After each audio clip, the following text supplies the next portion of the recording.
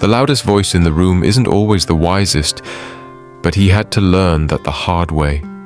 In a city where voices rose like the sun and fell like the tide, lived a young man known more for his words than his deeds. With a sharp tongue and quick wit, he believed he had answers to every question and solutions to every problem. His friends often joked, if talking were money, he'd be the richest man alive. But not everyone admired his chatter. His mother, a quiet woman with eyes like deep wells, often reminded him, "The fool speaks, but the wise one listens."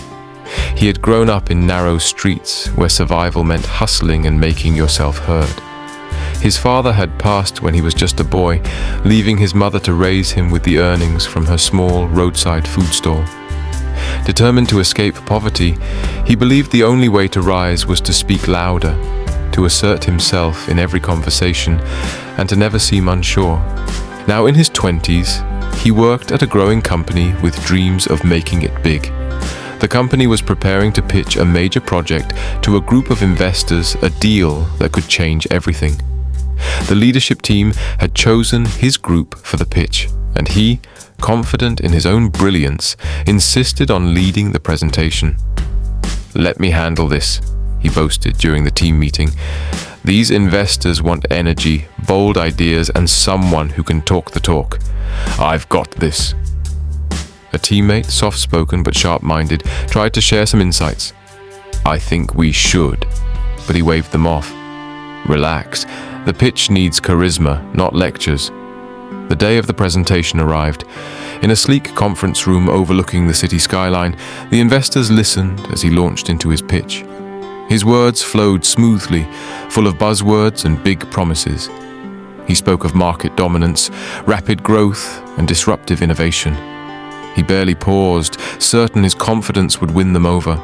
But as he spoke, the investors' expressions remained unreadable. Some exchanged glances, others scribbled notes. Still, he pressed on, believing his voice alone could carry the day. When the presentation ended, the room fell silent. One of the investors leaned forward. "Thank you. But I have a question. How do you plan to handle the technical scalability of this project? There are significant challenges that need addressing." He faltered.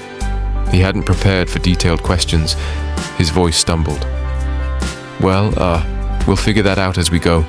The important thing is the big picture." The investors looked unconvinced. Then the soft-spoken teammate cleared their throat. "If I may," they said calmly, "our technical approach focuses on modular scalability. We've run simulations on potential traffic surges, and I can share data that supports our growth projections." The room shifted. Eyes turned to the teammate. As they explained, the investors leaned in, listening carefully. The voice was calm, measured, and full of knowledge. It wasn't flashy, but it was precise. The young man watched in silence, his face growing warm. For the first time, he truly listened. When the meeting ended, the investors thanked them and promised to be in touch. On the way back to the office, he walked beside the teammate. I should have let you speak earlier," he admitted. "I thought talking the most would make me seem the smartest, but you knew exactly what they needed to hear." The teammate smiled. "Sometimes the loudest voice isn't the one with the right answer." Weeks passed. One afternoon, the company called the team together. The investors had decided to fund the project, but they requested the soft-spoken teammate to lead it.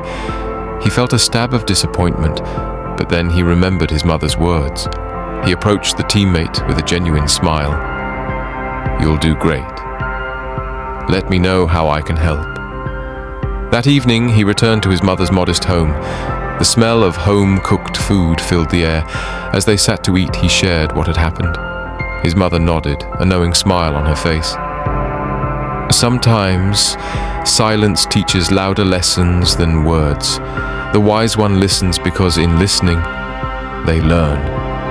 And the fool? The fool learns only when they're silent enough to hear what others have been saying all along." He looked at his mother, and then at the plate before him. The city outside buzzed with noise and chatter. but for the first time he understood the power of quiet. The moral: in a world where everyone is eager to speak, true wisdom lies in listening. Words have power, but understanding comes from hearing others, especially when our pride tempts us to believe we know it all. The wise gain insight by valuing voices beyond their own, a lesson that transcends cultures, generations, and ambitions. If you enjoyed this video, please subscribe to my YouTube channel for more proverb lessons with modern scenarios. Don't forget to like, comment, and share to support the channel. See you in the next story.